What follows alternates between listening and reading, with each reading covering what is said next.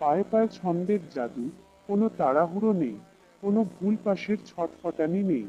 বলটা যেন চুম্বকের মতো লেগেছিল পায়ের সাথে।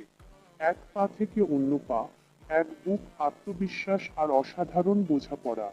প্রতিটা পাশ যেন ছিল এক একটি নিখুঁত তুলির আঁচড়, যা দিয়ে সবুজ ক্যানভাসে আঁকা হচ্ছিল একটি নান্দনিক ছবি। বিপক্ষের অসহায়ত্ব। প্রতিপক্ষ শুধু বলের পেছনেই ছুটে চলল, কিন্তু ধরতে পারল না।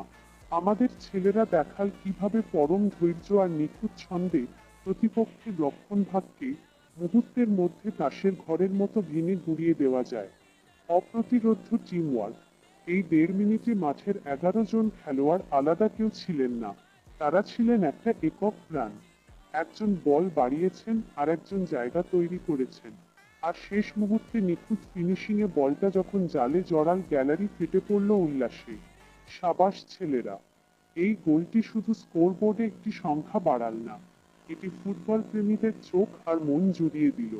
তোমরা প্রমাণ করলে যে ফুটবল যখন ছন্দময় হয়, তখন 90 সেকেন্ডেই ইতিহাস লিখে ফেলা যায়। এই নান্দনিক ফুটবল খেলা যেন চলতেই থাকে।